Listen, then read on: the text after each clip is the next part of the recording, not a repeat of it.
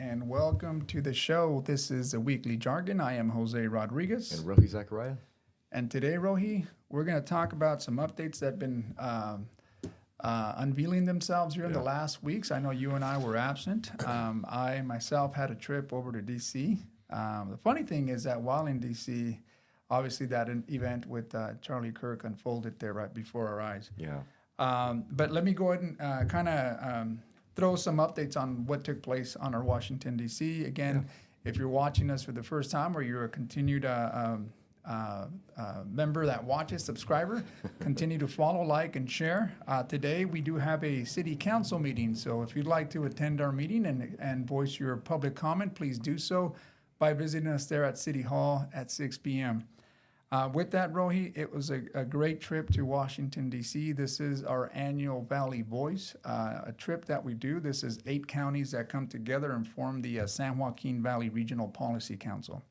People may ask, well, what is it that you do? Well, what we do is we advocate for transportation needs, air quality, and water throughout the valley. Obviously, we are a region that's isolated from different areas, right? Geographically, we have, we're in the valley where we have mountainsides up there. So you'll have the North Bay, you'll have the Southern California where the most populated cities are. So a lot of the times when it comes to funding, especially federal funding, it's them that get most of that money, most of that cut. So Madera being its own little county, sometimes advocating for itself isn't really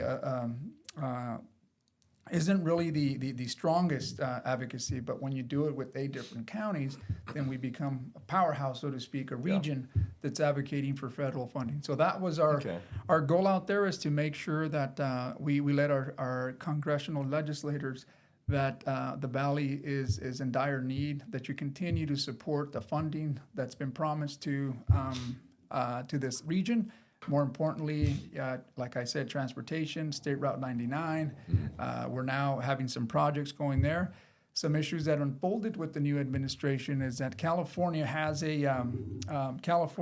these standards of air quality that go beyond the federal standards, right? So the federal government, or through the Clean Air Act, has a standard of air quality that's governed by the EPA, Environmental Protection Agency, right? So those air quality standards, California has gone above it.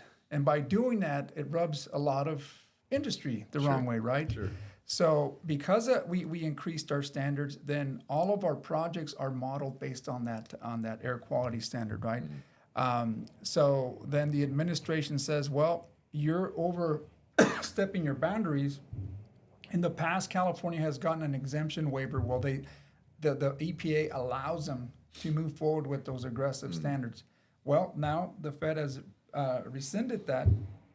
And because a lot of our projects here regionally are modeled after that California quality standards, well, now it's become an issue because it's put us on hold, especially with federal dollars.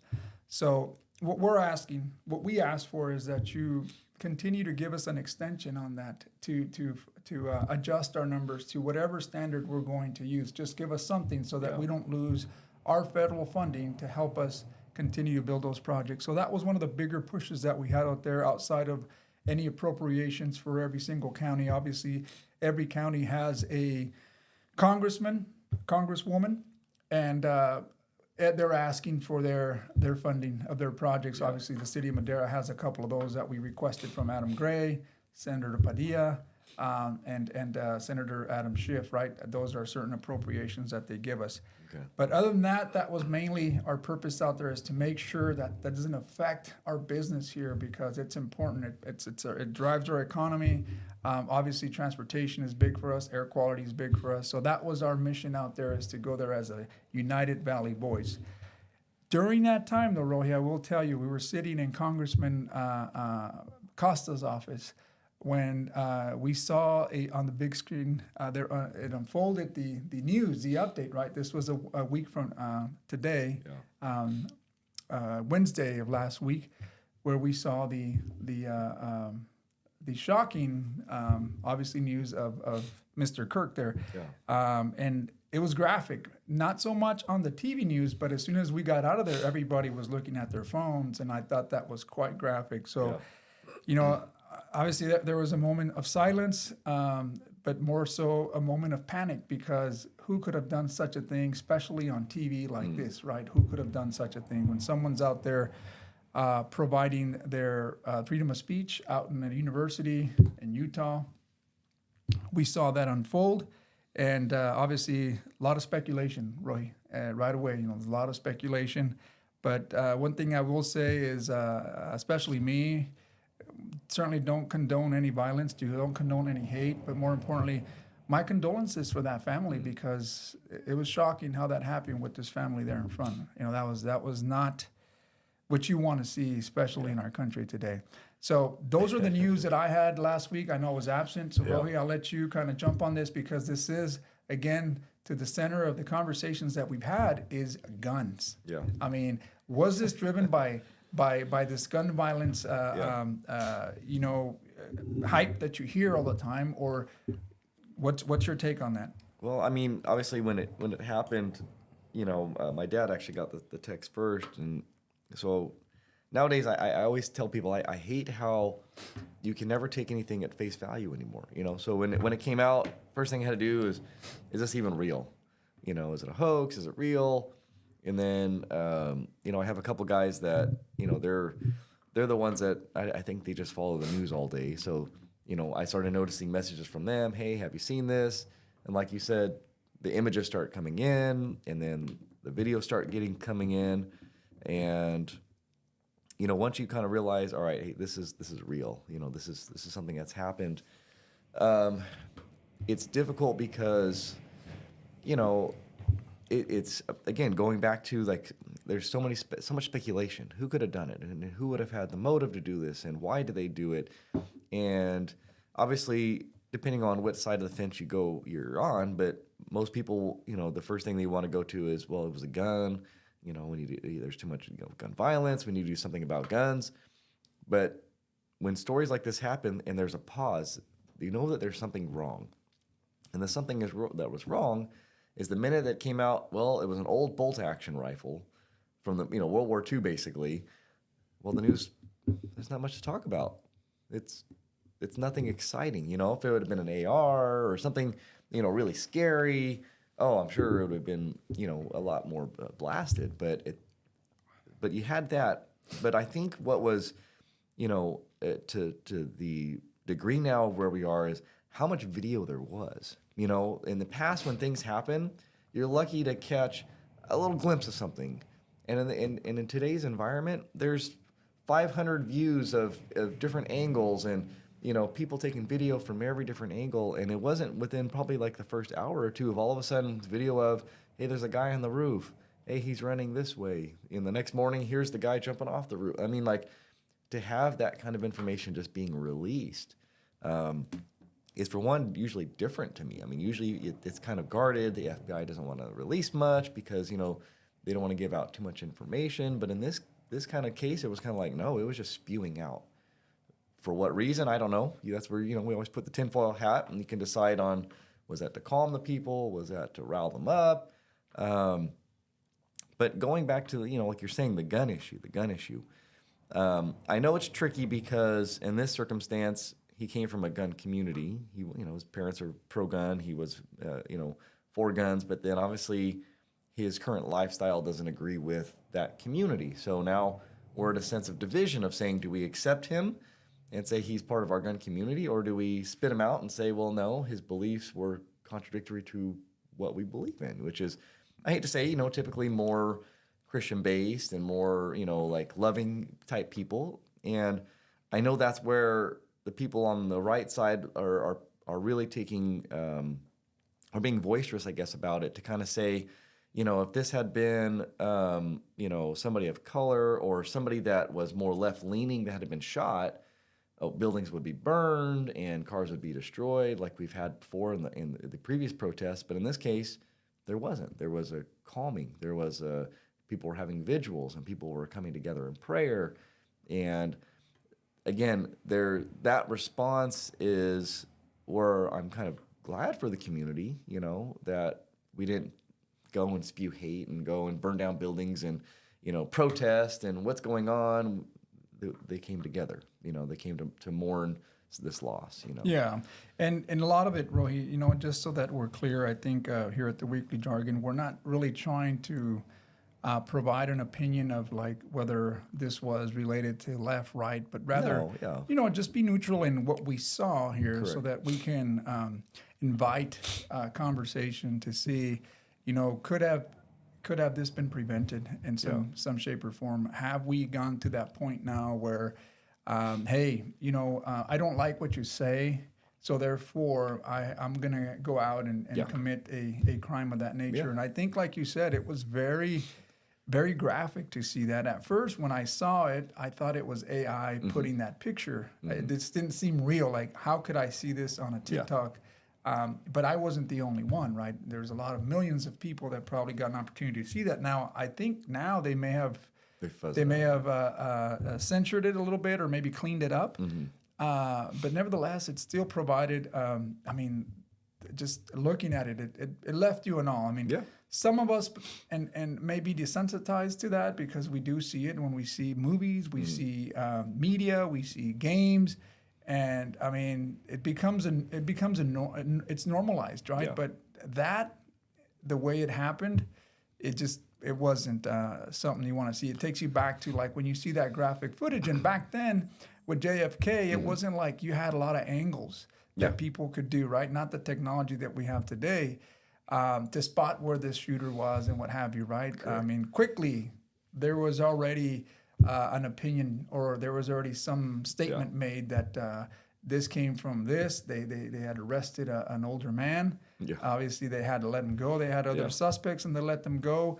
And I think statements were made, and I think that started driving some curiosity from people. Well, who was it? I mean, people want to know, who was it, right? What side am I on? And truthfully, like you said, I think at the end, it's created some, like you said, these vigils that have happened while walking through the White House. We did see that, some candles that were already there.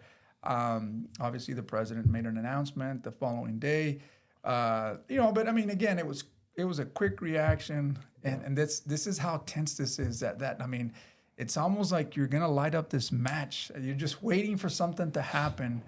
But in my opinion, I would hope that this would actually open up eyes so that we can see how fragile the humans are, right? That how connected we are when we see something like that. It doesn't matter what affiliation you have or where you stand with religion, what have you, but more importantly is like, man, is this what we're coming to where it's coming to this point where someone can certainly, say what they want to say, and you're going to draw negative attention and you might draw positive attention. But at the end of the day, you're going to have some folks that are probably not going to agree, and therefore their behavior may showcase what they truly feel because of that. And I think we're starting to see how this is politicized sometimes. And it's crazy to see that. Again, I don't think any of us here condone the violence. We don't condone any hate. I think we want to make sure that we try to keep a neutral deal and see it more as the humans. Like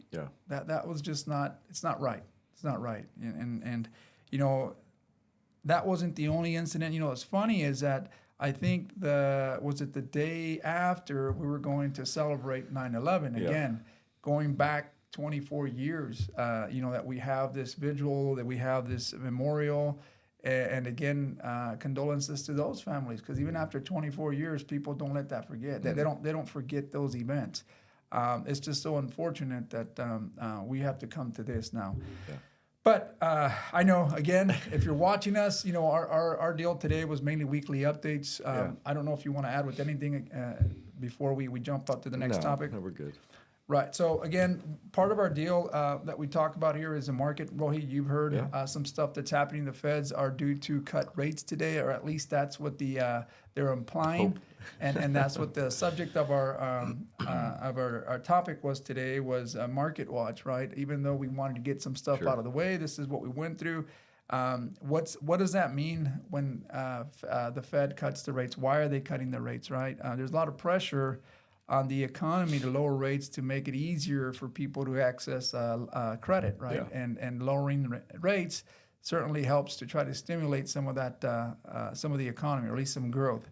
But there's been some there's been Yeah. some controversy with that, right? Especially in our deal with the housing, right? The feds have already cut the rate almost a year back. They've cut almost a whole point.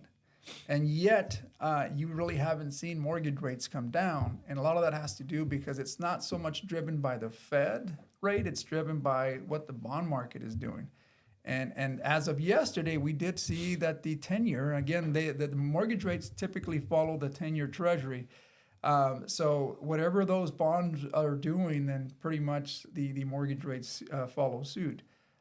If there is a Fed cut that happens today, people may be calling me and saying, Jose, Yeah. the Fed's just cut rates. Yeah. What's up? Give me a refinance. I need to refinance my house. Well, it doesn't work that easy because now a lot of the sellers will have a massive sell-off on that, and that'll create mortgage rates to go up just a little bit. And essentially, you won't see those effects for a couple of months. So will it essentially lower? Yes, but Yeah. the mortgage rates take a different approach than the Fed funds rate. Your take on that, Rohit? Well, I mean, I guess my question would be, having seen this, kind of happen not that long ago, where with housing prices and stuff, is there a time period, for instance, if rates were to cut tomorrow, the mortgage rates, has housing values gone down, I guess, too far to where the average person who may have bought in the last, let's say, 6 months or a year at a certain price to refinance might have to actually come up with money to cover maybe the value of their home, that if it's been decreased? Or is that, a thing yet? Is that a possibility? Because I know that was the fear, or not the fear, but it happened when '08 happened, was, I bought the house at 300 and the rates at that time were going up, and then they came down to like 2, but my house value went to like 150. And to refinance, you have to come up with that money. You can't just refinance your $300,000 loan because the banks were like, well, it's only worth 150.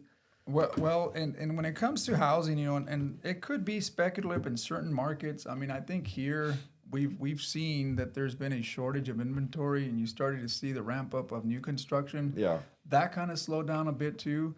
But again, the reason why people are not moving to jump on these new construction or other existing homes is because of the economy. Yeah. And you know this, Rohi. We live in a area geographically that, again, our median incomes, depending on the zip code you live, may support the purchase price of the average purchase price of $450. But here, when the household median income can range between $70,000 to $78,000 for a 93637 area, again, household median. Yeah. And then you have 93638 that may be somewhere between 65 to 72.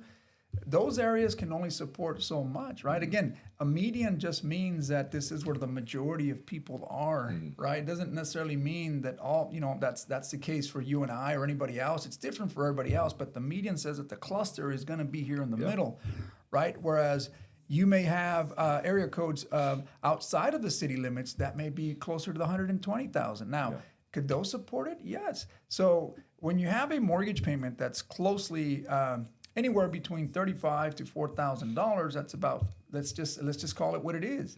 That's close to $50,000 a year in a mortgage payment. Okay, when you're making 78, I mean, come on, it's not going to be a pretty ride. So people are not going to be motivated to jump on that now.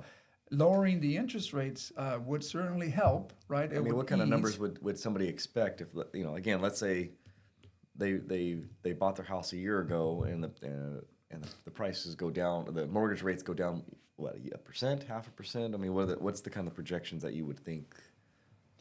Well, the projections that you would see, Rohi, on 0.25%?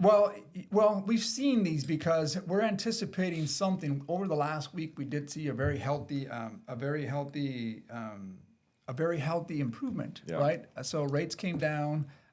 You can get an average FHA rate down to 6 in the lower 6s, right? Okay. Which was up that was lower than it was, maybe a year ago, 7%, closer to 7%, right? So rates have dropped. They're just not dropping low enough to motivate people to say, Well, now I'm sitting on this 3.5%, 2.5%. Now I can sell my house to upgrade, right? Correct. And some are doing it because most of their equity, they're just transferring it over. That's Yeah. not a problem. They have it all paid off and they're gonna buy this one cash.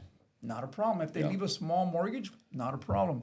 It's the ones that have a higher balance with the low interest rate Yeah. that are probably just watching, do I want to get myself in a similar balance with double the rate, or do I stay put? And obviously the people have spoken.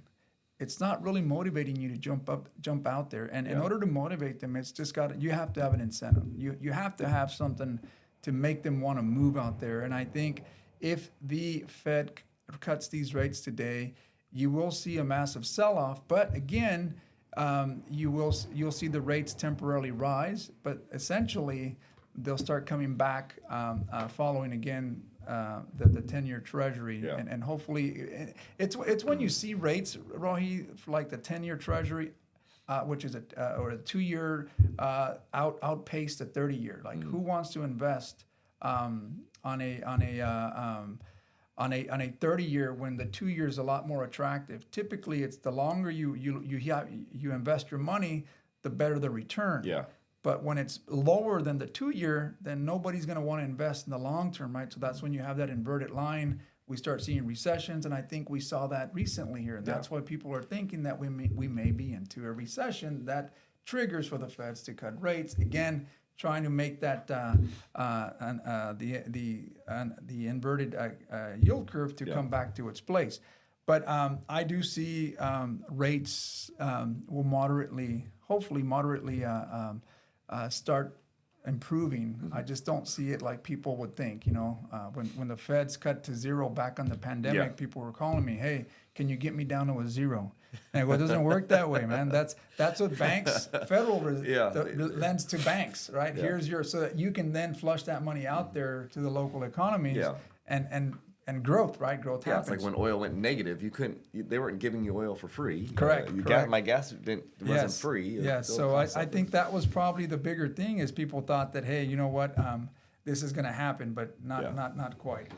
Yeah. So, I mean, some concerns that you may have. Yeah, I mean, I was reading a report, and I was trying to find it again, but it was talking about, again, consumer spending, which being in retail, I know that's kind of always the gauge on the economy, like you say.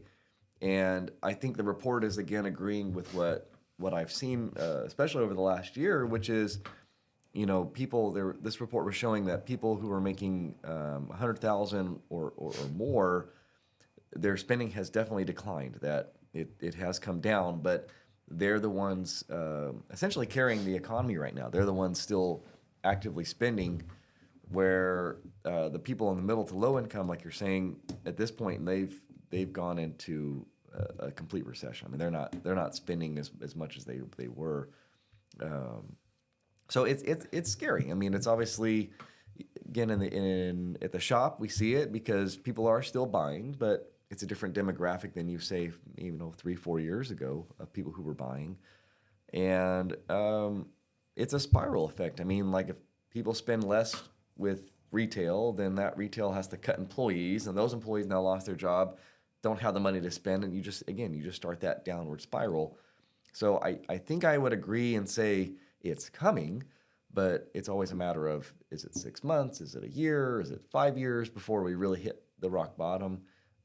That's the part I don't know. But Well, I mean, you hear a lot of speculation, right? This is a repeat of 2008. And, I mean, one thing but that history doesn't fully repeat itself. That's why I hate when people say, well, look at this. Yeah. But is that a setup, Well, what they do, what the more sharper economists do say that it doesn't really repeat like a pattern, but it rhymes. Yeah. Right. And it's true to some extent. After a certain recession, you see a dip. After certain things, I mean, obviously when you buy low, you see high. So I mean, you're not always going to see the same amount of increases or decreases, but you do see similarities. And I think that's when they say that it's not necessarily patterns. You can say it's patterns, but say it rhymes because it does. Certain things do take effect, right? And today we all want to see these rates go back down because we were used to that. They fed us the sugar rush, right? They gave us that early on in the after the crisis, right? We started seeing how these homes came down to like, shoot, Roy, back then you could buy this $375,000 home for 140,000. Yeah.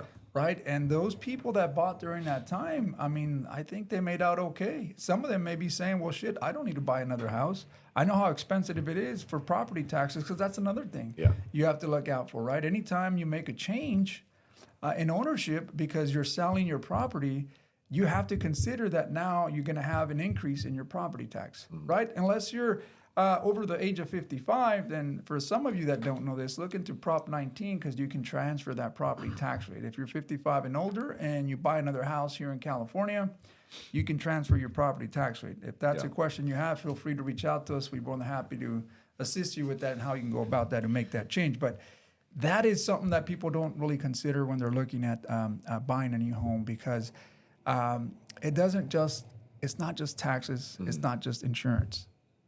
I bought a home that was dated. Now what? Yeah. Now I'm looking at $40,000 to $60,000 to bring that back up to par. Yeah. Yeah. And on top of that, you have maintenance. You have to account for maintenance every single year. And if you're not doing that, then it comes at you in a surprising way. Well, I think, and I would agree because I think that's where we are right now. I think it's the issue people are going to have or they're having financially is they bought that car, they bought the house, they bought whatever they bought, 3-4 years ago when the money was flowing. And now, like you said, tires, oil, line breaks at your house, this normal wear and tear that they didn't budget for has now come. But they've already maxed out their limit, So now you got to come up with $500, which we in normal times 3-4 years ago, $500. People were just spending it like it was just so easy. Now $500, well, I don't have $500, so I either have to let that thing go, which people are obviously letting the foreclosures and the repos on cars. I mean that's happening, and then or I have to sell something. They're selling their guns, they're selling their whatever, because I need that $500 to keep this lifestyle going, I will tell you that this time around, what I have seen and uncovered is that some of the folks that financed their homes have ran into some issues, right, financially, where they stopped making payments. Yeah. And when I pulled the credit, I go, man, I saw that you didn't stop making payments on your car, but why would you stop making payments on your home? Yeah. Out of all things, right? So this time around, the banks are not going aggressively on the foreclosures as they did back then. So there is different assistance. Now what you can do is you can modify that, refinance the amount, and put that back into your mortgage or add it as a second that they're going to either defer or they're going to leave there as a payoff when you refinance, sell your home. But they're going to help you to maintain your home, right? And before, Rohi, that wasn't the case. You had massive foreclosures taking place. You had all these REOs going up. So you could imagine there are people out there that are struggling that may be in that predicament, but the banks are not releasing it because the effects of releasing that certainly has an impact on the economy, right? Yeah. You release a flood of foreclosures into our economy, well, you're going to tank the market because now you have that shortage of inventory. It's no longer a shortage. Yeah. Now you have an abundance. Yep. Now you have pick and choose, and that devastated our housing economy, right? And that's kind of the way things are happening and transpiring because I've seen that at least with two of my clients, and I will say that the amounts that they owed was very little. So all I could tell them, don't lose that home. Yeah. Do whatever you can to save it. Hey, if you're going to have to give anything up, give up the car. Don't give up your home. That's the most important thing, especially when you have such a low balance. I go, look, we're going to run into financial issues, but if you can pay your car, you can pay your mortgage. Yeah. Well, and looking at it, I saw this was another report that came out a couple days ago, but it was talking about how, Russia has lowered their interest rates to 17%, which, again, we're sitting here arguing over 6 and 7%, economies. So to have Russia they're 17% interest rates right now. 17%. 17%. Oh, wow. So and they lowered it to 17%. Wow. So, and then obviously, you know, the other thing that to look at is just in the last 6 months, gold is up 23%. You know, so those are the kind of things when you say indicators that when you hear the news talking about how the trust in the dollar and how, you know, where things are going. I mean, I would agree that if we keep seeing the price of gold increasing, it's definitely putting the fear in the rest of the world of, do we invest in the United States? And when they say no, you know, we could sit here and argue all we want about percentages and money and whatever, but, you know, we have a huge amount of debt. And I don't know if you've seen the reports, how they're saying that the U.S. is positioning itself for the Great Reset, you know, of reevaluating our gold, because I guess they're saying, like, which I didn't realize, that our gold on the books is still valued at $40 an ounce, and that if they reevaluated it to the, you know, $3,700 an ounce, that we would have a way to essentially wipe out the, you know, whatever, something $1 trillion of debt. And I thought, like, oh, that's kind of crazy. And they said, well, and they gave the exact dates that it's happened, I think 3 or 4 times, that the United States has basically done this, reset our debt, and basically, you know, screwed other countries out of the investments that they have in us. So it's not like we haven't done it before, and they're speculating that it could be under this presidency that he does that again to get us out of trouble, essentially. Wow. So wow. Well, and I think that happens a lot when we have such a big, massive debt. Then we can always print more money because it's cheaper for us to pay for that debt through inflation, right? That's another secret tax that's been taking place, and that's what we've seen. It's kind of taken us. I mean, and you may say, well, income tax. Yeah, I may get a break on income tax, but you're not getting a break at the store. Oh yeah. And that's where it's at, because see, you can't tax us to death, man, because typically what happens is... Yeah, you can. Sure you can. Well, yeah, but you're reaching levels of where, you know, you may have civil unrest, right? Because it's coming to the point where the middle class is practically, you know, they're eroding by the minute, right? And that's what supports the national economy, right? But when you have such wealth distributed out here, it's really hard for that middle class to finally say, well, shit, what am I working for? Because if I don't work out here on this side, I'm getting most of the benefits. Yeah. I'm actually putting 10 hours a day just to scrape by. Yeah, that's why they're talking about guaranteed income, is because again, I've told you before, read any futuristic book, and it tells you that at some point, there's this class of people, you know, and we're getting there with AI and robotics and everything. This class of people are just going to be unemployable, and to not have the revolt, you have to give them money. Yeah. And again, you would say, well, that's how, you know, it sounds crazy. Why do we do that? Because all of that money, if I give this person $5,000, they can only spend it in this amount of ways. So it's going to come back to the rich. So if the rich get taxed, right, like, and I'm saying like the upper 1%, if they were the ones getting taxed, it comes back, you know, and it goes to these people. Well, guess what? They're going to pay their Netflix, they're going to buy a car, and it just funnels itself back up. And it's how the economy works. It's just that cycle that you have to keep going, but realizing that it's still going to funnel to your Amazons and your Apple and your Googles and these top guys. So, you know, while they kick and scream about getting taxed, it all comes right back. It's just the channels it goes to and who gets the most of it. That's what they're going to fight over, you know? Yeah. And, you know, quite frankly, I think you hit it dead on, is that you are going to see because we don't manufacture anymore, Rohi. We no longer, we're not the biggest manufacturer anymore. But I've argued if you really want to, because it's dirty. But I mean, now, even with those manufacturing jobs, I think you have to look at it from a corporate standpoint, is what is it that I'm looking for? What am I gaining? Am I gaining to have employee-owned corporations, or am I gaining to have maximizing profits for my investors, right? That's where, but see, I'm not to argue with you, but that's where the lie is, because when they say it's going to create jobs, well, if you go look at the manufacturing that's happening overseas, it doesn't create jobs. It creates job. Yeah. This guy pushes button and Yes. then 100 robots do the job. Yes. So to say, oh, we're going to hire 1,000 people when we build, no, you're not.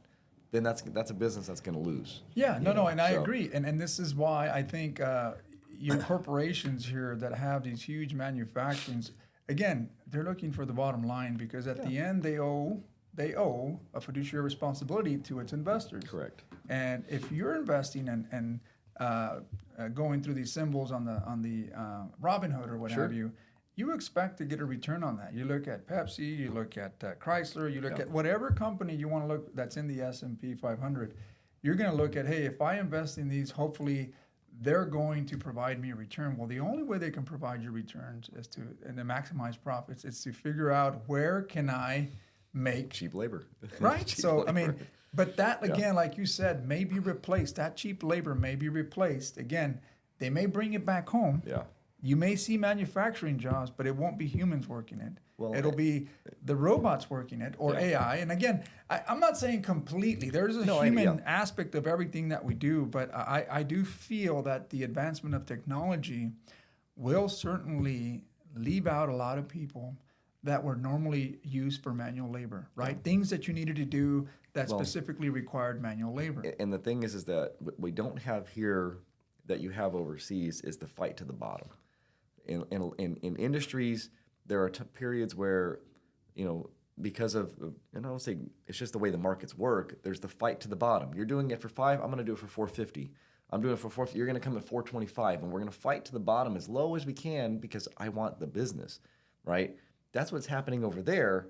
Is there's not giant conglomerates of manufacturers. It's everybody has a little building this big that I manufacture this screw, and that's all I do. But I make it as cheap as I can, and then you manufacture something else. And in a city block, you have hundreds of manufacturers, right? That's the difference. Where here we were like, no, we want the giant manufacturer that does everything.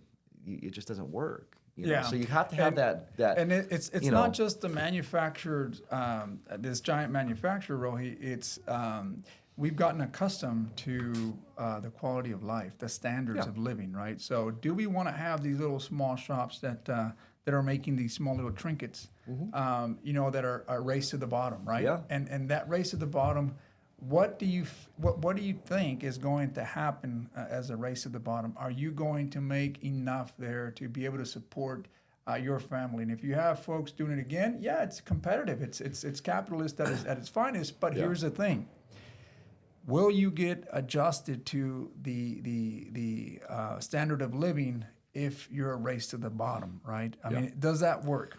It's not a long-term goal. It's a race to the bottom, because at the end there is going to be a point. I mean, you can't just you can. There are certain industries where that does happen, where it goes negative, but you can't just start doing it for free, right? But you get to a point to where you do your penciling, and then that investor. Well, this has happened, with a couple of industries, but where you say, well, you know what? If we know if we can keep going for another 6 months, Jose can't keep up, and he's going to fold. And then now you're out of the picture. And then what happens? Well, you're one less competition. I don't have to compete to the bottom with you anymore. I can compete with the next guy. And it's just this battle, right? And what do? Well, Jose, you went out of business. I absorb you, right? And that's how things grow. I mean, it's like an organism. But and when you're saying that, and that's a good point there, but when you're saying absorb, does that create more jobs or does it create more wealth for that one person? No, it's more wealth because you've gone out of business. Yeah. So I'm going to buy, well, you paid $100,000 for that machine. I'll give you 20. So the perfect example here, right? I like tacos, right? and I'm gonna give you a market here. You would think that same assessment that you did would happen here with tacos, but it's gone the opposite way, Rohi. But for how long? Okay, see, that's for how long. That's what I'm saying. You would think that if there was someone out there wanting to gobble up, it's coming up. Right? Trust me, I'm going to start selling tacos. And you say, well, look, man, tacos are $4 a pop. Most places that you go, $3.50, $4. I go, Jiminy Christmas, what the hell happened to tacos? They used to be 99 cents, $1.50, $2, $2.50, $3, $3. And we're accepting that because there is a demand for it. Correct. And it seems like, well, if the corner has it at $3.50, I'm going to do it. And there's some economic it's an economic term that they use, and it gets to that point, right? It happens with gas stations, burger joints. But here, man, it seems a little crazy now that if I was a taco person, can I do it for cheaper? Yes. Where I can sell it for $1.50 to wipe 100%. everybody out, right? 100%. The quality, would I have to reduce the quality, No. the standard of it, or what's going on? Because for me to want to go buy a $4 taco, especially for my family now, a family of 4 and everybody eats 4 tacos, it can get pretty crazy. I'll say it's that statement is the most inviting statement. And why I say that is I have ran that same idea or model with my store for the last 4 or 5 years, which is, people know I'm cheaper than everybody else. My dad gets mad. These guys are selling it for $100 more. But guess what? The guy came to me. So they got $0 and I got some dollars, right? And where that's going to happen is, again, where we are headed now, I think, with every industry is you're talking about a time period where every taco stand is getting enough tacos sold that they're happy. But what happens when I get nobody at my store? Tacos have to go on sale. So no longer can I say, well, that guy has it for $4, so I'm going to do it for $4. I need business. There's only 1,000 people who are going to buy tacos today. I want 900 of those people to come to me, so I'm going to be cheaper. But so I'm going to make a little less per taco. Yeah. But I want the market share. I want 900 of the 1,000 people to buy tacos from me at a loss of maybe 50 cents or $1. But now I'm getting, instead of only having 10 people come to my place, I'm getting 900.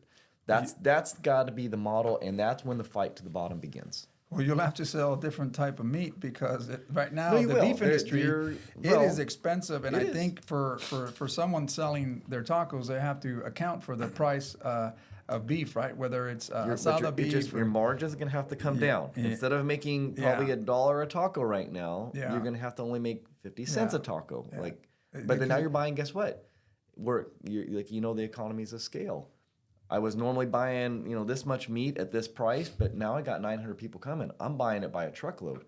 The cost of meat just came down, right? So and I say that because that's what happens in my industry as well. There is economies of scale that say you start selling, more and you're buying more in bulk, your costs will come down. That's how it works. So go ahead. I'm sorry. Well, there you have it, folks. Sorry, we get cut out. If you want to operate a business with economic sense, come and see us. Yeah. Here at the Weekly Jargon, we'll get you ready. We have it set. If you got a taco shop and you want to take over the world, we're ready. That's right. We have a plan for you. If you need to structure a business plan, do it. Believe me, we're not giving you advice from just someone that doesn't own or operate businesses. We're doing it directly. I think Rohi has a good point there. If you're looking to dominate the taco industry here in Madera, come see us, and we'll help you set up a business plan so you can get going.